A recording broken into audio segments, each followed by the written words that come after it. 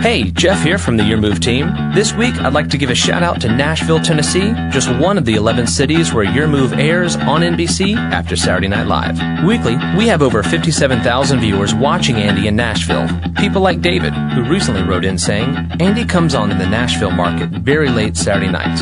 I'm usually working at that time and just have the TV on for background noise, but I started paying attention to what he was saying. Andy's style of presenting the material makes it enjoyable and interesting, and demonstrates its relevance to our lives. He simply lays out the material and lets it knock you over. I look forward to Your Move as much as any other program. Thank you. David, thank you for sharing your story. If you know people in the Nashville area, encourage them to watch Your Move after Saturday Night Live. Check out yourmove.is/schedule to find a broadcast near you or someone you know. We really do believe that the next 30 minutes will help you make better decisions and live with fewer regrets. So today, we're going to begin Andy's first message in a 6-part series, Future Family.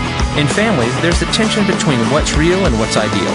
In this episode, Andy explains why aiming for the ideal is still worth it.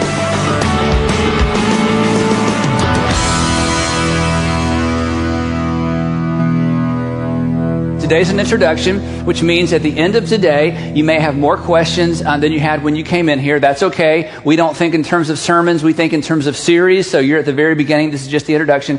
Next week, it's going to get real practical. I'm going to give you the best question you could possibly ask within the context of family. If you can get everybody in your family to ask the question I'm going to share with you next week, it could change everything. The other thing I want you to know is many of our community groups, our small groups, are going to be discussing this content. And so this is a very important website for the next few weeks. At futurefamily.org, we're going to have questions that will go online Sunday afternoon after these messages are finished, and you'll be able to download the questions and talk about them in your small group, your men's group, your women's group, your community groups. You can just put together a group of people and say, hey, I would like to talk about some of the content of this series. Also, all the messages will be there. So if you miss one, you can go back and watch it here. Also, if you have friends that missed one, or I really wish my father had heard that, or I wish my mother-in-law had heard it like a couple times, however that works for you, you'll be able to connect them through social media to this site, and they can listen to the messages. If you have friends in different parts of the country, and you'd like to process this information with them, it's all going to be right there going forward. Now, here's the thing that makes this series and this topic challenging. Our experience is so diverse. And some of you are in blended families. Some of you are in more of traditional families. Some of you are in second marriage, third marriage. Some of you between marriage. You're raising kids. You're raising somebody else's kids. You've adopted. You have foster kids in your home. I mean, it's so diverse. And the whole conversation around family right now is so challenging. And yet at the same time, it's always so relevant. And so what I was trying to figure out is, with all the diversity, what do we have in common? And so I could only find two things that we all have in common when it comes to family. And the first one is, when it comes to our family of origin, we didn't have any choice in the matter. That's about the only thing I can come up with that we have in common, right? When it comes to your family of origin, you can pick your friends, right? You've heard that said, you can pick your friends, you can't pick your family. But isn't it interesting that when you were in middle school, you would have picked your friend's family? Remember that? Remember that family? It's like, I want to live with them. They don't have any rules. They eat cereal for dinner. They sleep in their clothes. Their dad, he just has fun. And, mom's great. And remember that family? You just thought, they're a better family. And you sort of wish, I wish my family was more like that family. And the reason is because family's difficult. They're challenges. The word father is not an emotionally neutral word, is it? Mother, brother, sister. Whenever you hear those words and you think about your family, there's emotion there. There's information, there's background, there's chaos, there's joy, there's happiness, there's great memories, there are not so great memories. These are just not emotionally neutral terms, and so it's a challenging subject. The other thing that I think we all have in common is this, is that no one you're related to is as smart as you are. Now, at some point along the way, you've had this thought, right? You may not feel it right now, but at some point along the way, you thought, if everybody would just do what I tell them. This began for most of us late middle school, early high school, right? Where it was like, if your dad would just, and your mom would, you would like to go to a family reunion and get a microphone and have everybody sit down and say, look, if you'll give me about 20 minutes, I can straighten all this out. This isn't all that complicated, okay? You need to take a bath, and you need to be nicer, and you need to quit drinking so much. You need to go back to school. It was if everybody was just as smart as you are. And then at other stages of life, it's the opposite. And so many times I find myself sitting at my desk or driving home thinking, I should know how to do this. I should know how to respond better. And I feel like I don't have any answers at all. As parents, you eventually get there. When your kids are little, you know everything. The older they get, the less you know. And when our kids were really young, I noticed that all three of my kids had a real easy time admitting when they were wrong. Now, this was just a phase that they went through. Let me just say that. And it's just like whenever we would confront them, they'd say, "Oh, yes, sir, yes, ma'am, you're right." And they just didn't push back. And I said to Sandra, I said, I'm so shocked at this because when I was their age, I never admitted I ever did anything wrong. And our kids have such an easy time admitting that they made a mistake. Why is that? And she said, well, because they hear you do it all the time. I'm like, oh, I said, well, that's when I started cleaning my room too. I thought, well, if I have that much influence over my kids, then that didn't go so well. Now, here's where it gets challenging. When you open the scripture, when you open the Bible and you say, what do we learn about family? It's really kind of odd because there are almost no good examples of family in the Bible. In fact, the big mega narratives about family, there aren't any really great ones. I mean, even Jesus, it's like, have you seen Jesus? No. Have you? No. Like they left him at the temple, okay? So even Jesus' family, it's like, oh gosh. And I think they only had him. He was like their only child. I mean, how do you do that? Or maybe, anyway. So all the narratives about family. And in fact, if you think about how the whole thing got started, Adam and Eve, I mean, how long did that go well? Not even all that well. They had like a perfect environment. And then Adam, this is so interesting to me, Adam chose Eve over God. And John Eldridge, in one of his books, makes such a profound observation about this. He said, in the Garden of Eden, man chose woman over God, and men have been choosing women over God ever since. There's a lot of truth to that. So from the very beginning, things, kind of went bad. And then the first recorded homicide in history are two brothers, Adam and Eve's, sons. One kills the other. And then it just goes from there.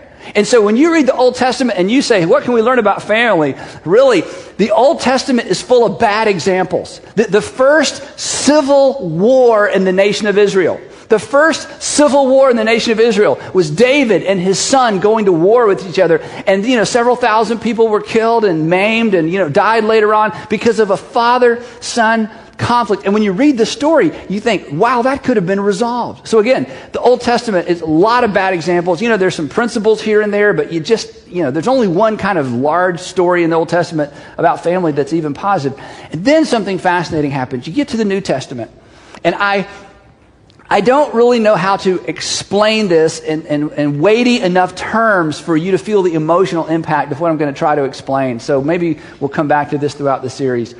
But in the New Testament, when the Apostle Paul took the teachings of Jesus and went into a basically Greek and Roman culture around the Mediterranean rim, and he began to insert these new ideas about how family was to work, you have to understand the ideas were so foreign, they were so new, they had never been tried and tested. There had never been a culture or a society built around the things he began to teach, which were a reflection of what Jesus taught about the value of men and women and children. And in a minute, I'm going to just read real quickly, basically the overview of everything the New Testament has to say about family. And when you hear me read these verses, you're going to think, well, that's kind of old-fashioned. That's something like my grandparents might have bought into, or I've heard that sort of stuff before. In our world, in our way of thinking, it's so old-fashioned, but here's what I can't fully communicate. When these words were written and when this teaching was dispensed in the first century to, again, not inside Jerusalem, but out in this very Greek-thinking, Roman-behaving culture, these words they were new. They had never seen a culture function this way. And much of the teaching that we're going to look at real quickly has so permeated American culture, we think it's common sense. We just have grown to expect some of this. This was brand new, especially what he said about women and children. Because this was a culture where women had just a little bit more value than cattle. Okay? And children, they wouldn't even name children sometimes until they knew for sure they were going to live because the infant mortality rate was so high. People didn't even leave their inheritance to their own children. They would oftentimes adopt children that they knew were responsible in order to leave their inheritance to other kids. That's not something I'm suggesting, though. It's like, now there's an idea, okay? But that, I mean, the whole day, when Jesus, we read through these verses like, hey, whatever. When Jesus paused in a talk he was doing with adults, and he said, let the children come to me. See, we read that like, that's so cute. I'm telling you, that was like, what? You would allow children to move into the place of an adult? And he said, yeah, the kingdom of heaven is kind of like these children. You didn't learn anything from children. So the Apostle Paul comes along, and he elevates the status of women and children. And I'm telling you, they had never seen a culture that operated under the assumption that women and children had the same value as men. Now, here's something you need to know. If you don't believe me, check this out. In every culture since then that has embraced a biblical worldview, women and children have fared better. In every culture that has either moved away or failed to embrace a Christian worldview or a Christian set of standards, women and children have suffered. And what's so interesting right now in our current world is that there are a group of women from a different religion that are fighting like crazy to have rights like many of you women experience and have the opportunity to express today in the United States of America. And they're having to fight against the tenets of their religion. Whereas when it comes to the New Testament opened the door for women and children in a way that no other culture had ever done. So when the Apostle Paul says the kinds of things I'm about to read to you, this was like mind-boggling. This was so disruptive. This was so disconcerting to some of the men, and it gave women hope. And the basis of what he would say is this, that when Jesus went to the cross, he died for all men, women, and children equally. And in that moment, that women are heirs of the kingdom of heaven. In summary, in case you can't come back to the rest of the series, here it is, okay? Husbands, love your wives and be considerate. Wives, submit to your husbands. Children, obey your parents. And fathers, don't irritate your children. Let's close in prayer and be done with it, and that's it, right? Now, here's the thing. Common sense, a little bit, Very idealistic. And what this brings us to, it brings us to the tension that's going to be the context for everything we talk about in the next few weeks. Because you don't come from an ideal family, and if you're married and have kids, you haven't created an ideal family. It may be more ideal than the one you came from. It may be less ideal, but there's real, and there's ideal, and there's a gap. There's real, there's ideal, and there's a tension.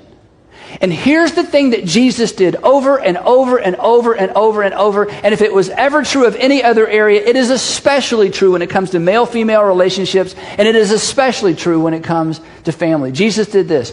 Jesus pointed and he taught toward an ideal, and he refused to condemn those who fell short. Now, this is the dilemma. This is the tension. This is the paradox. This is the gospel. That Jesus taught and pointed toward an ideal. He said, the kingdom of heaven is like, the kingdom of heaven is like, the kingdom of heaven is like. He pointed toward an ideal.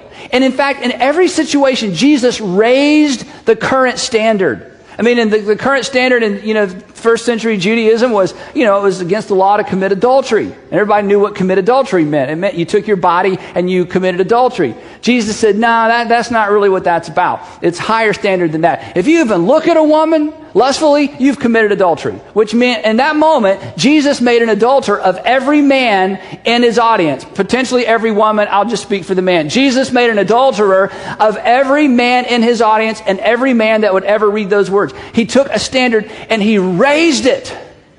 To which we would say, oh no. So Jesus, what's going to happen to all of us who have committed adultery in our heart? And Jesus would say, well, I'm going to forgive you. Really? Yeah. Well, which is it? It's both. The standard got higher and the grace went deeper. The standard got higher and the forgiveness became richer. The standard went higher and your inclusion became broader. And this was how Jesus functioned. This was what throws people off. It's why we want to go one extreme or the other. It's why Jesus was the embodiment, as we've talked about, of grace and truth. That he taught people and pointed toward an ideal, but he refused to condemn those who fell short. Now, there's tension there.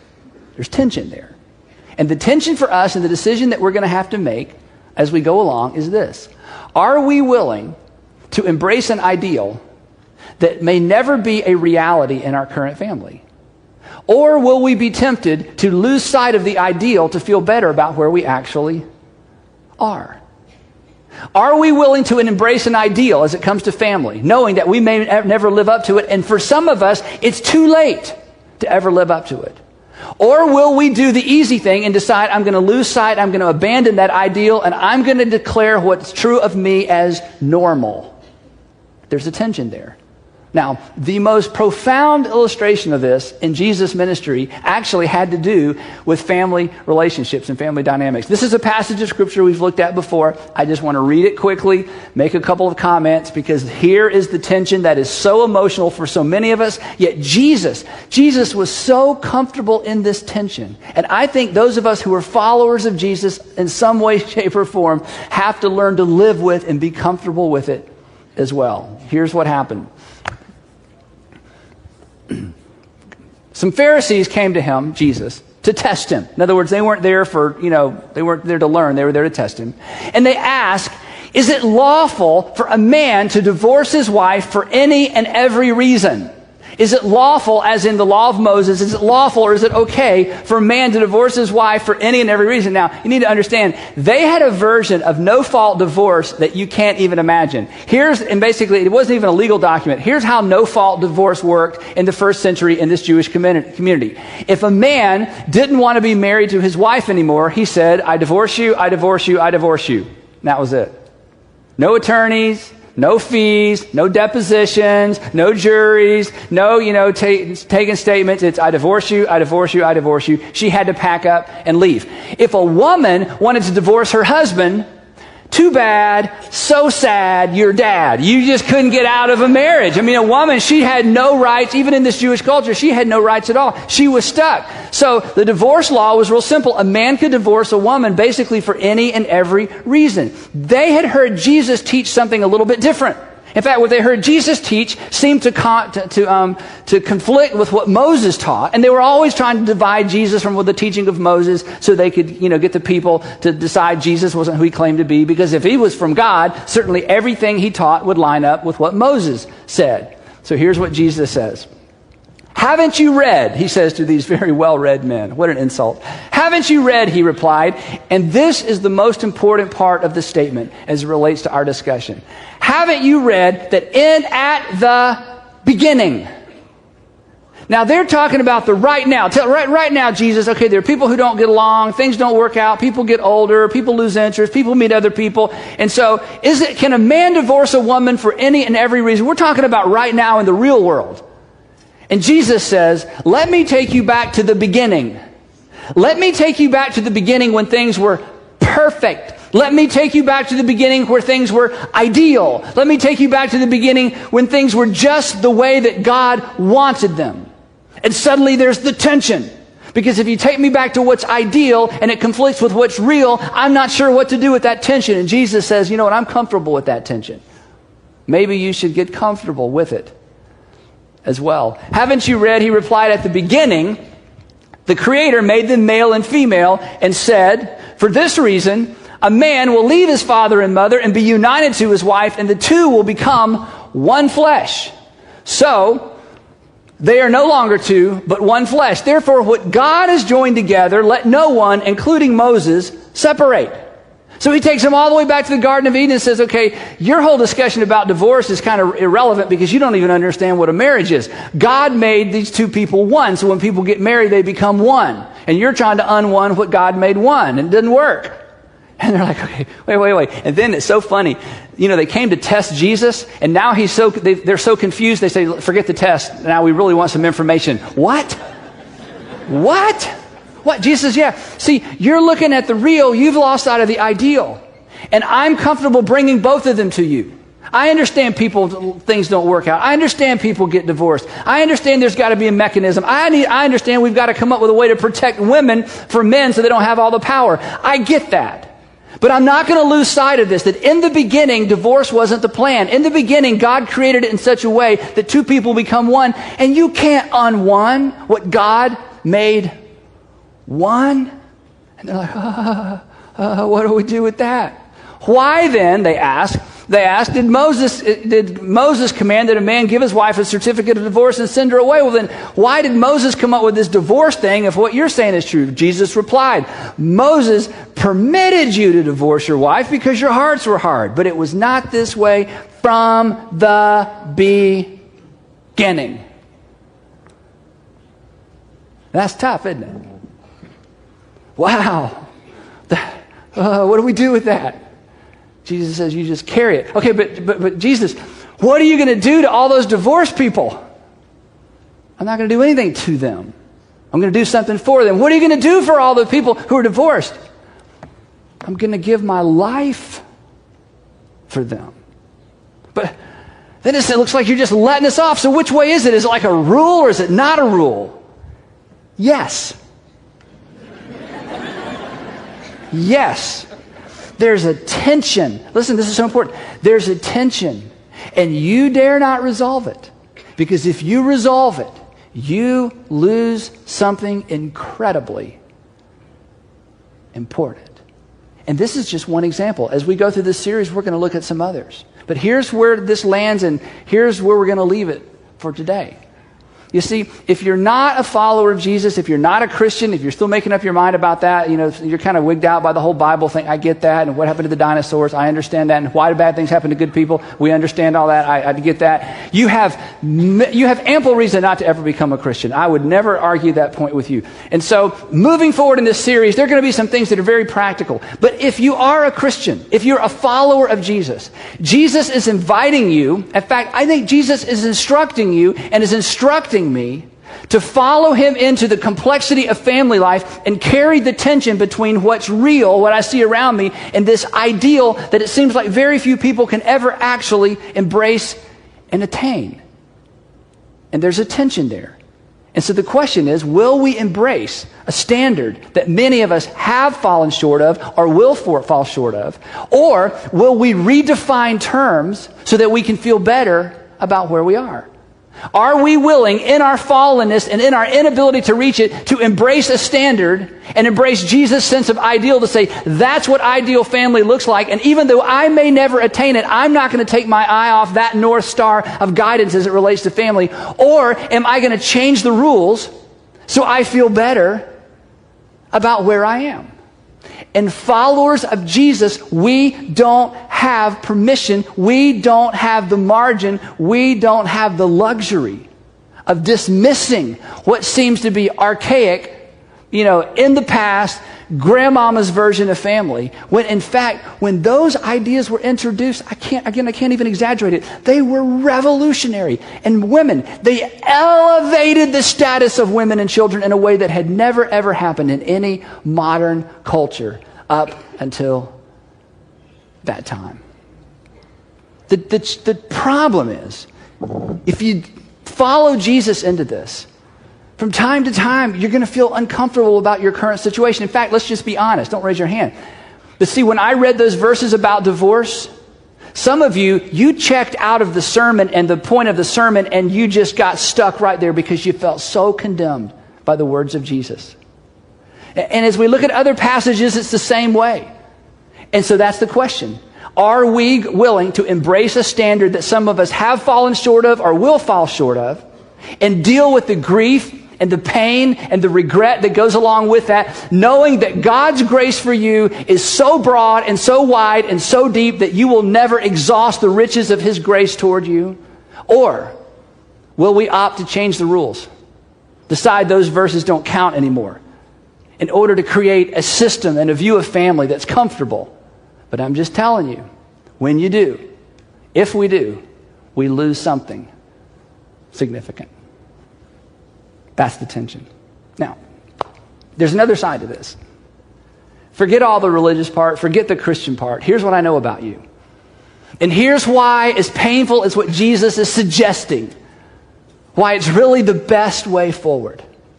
You see, I've never met a divorced man or a divorced woman who wanted divorce for their children.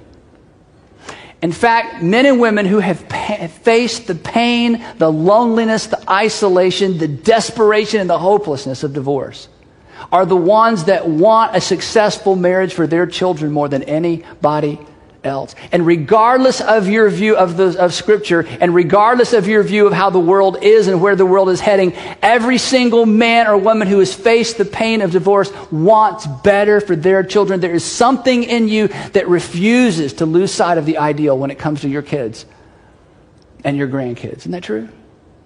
I've never talked to a single mom who was raising kids, or a single dad who had custody and was raising kids, who wished on either sons or their daughters to one day be in a situation where they were a single parent. The single moms that I know and that are part of our network of friends in life, I know that they pray every night for their little girls, that they'll one day meet a man that will love them until death parts them, even though that wasn't her experience as a mom. The single dads I know, especially those that ended up with custody, I know that when they pray for their sons and their daughters, they pray for something better than what they experienced. And the pain of their failure, even when it's not their fault, the pain of the failure of that family unit fuels their passion when it comes to the way they pray for their children and ultimately their grandchildren. Because we want something better for our kids. So we dare not lose sight of the ideal, even though holding the tension of both sides of this equation at times reminds us of the thing we want to forget the most and causes us to re-feel the pain that we thought we had put to bed forever.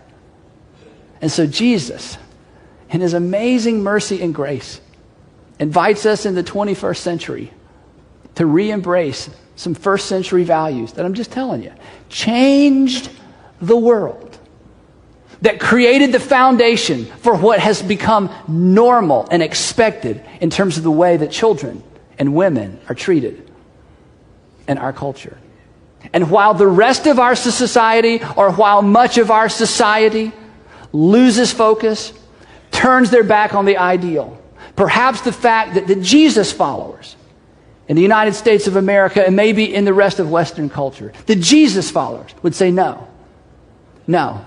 We dare not say no to the gift of dignity that Christianity gave men, women, and children. And yes, we fall short. And no, we don't always get it right. And yes, I exasperate my children. And no, I don't always submit to my husband. And no, he's not always worth submitting to. And no, I don't always love my wife like Christ loved the church. And yes, sometimes I treat her more like a pet than I do a wife. And yeah, I get all that wrong. But you know what? I'm not going to change the rules so I feel better for myself as a husband. I'm not going to change the rules so I feel better about myself as a wife. And I'm not going to change the rules so I feel better about the state of our marriage. I'm willing to live with the tension between reality and this ideal that Jesus gave us and the followers of Jesus gave us in the first century. So as we go forward, that's the context for everything we're going to talk about. And some of what we're going to talk about is so practical and you're going to be able to go home and start implementing it immediately. Some of what we're going to talk about, you're going to go, oh, I wish I had heard that years and years ago. But for all of us, there's grace.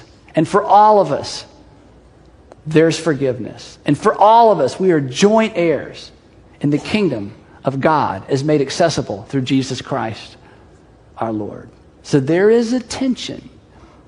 And it is a tension we dare not resolve because the future of our families depend on it.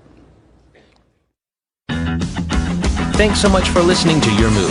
Check out yourmove.is/schedule to find a broadcast near you or someone you know.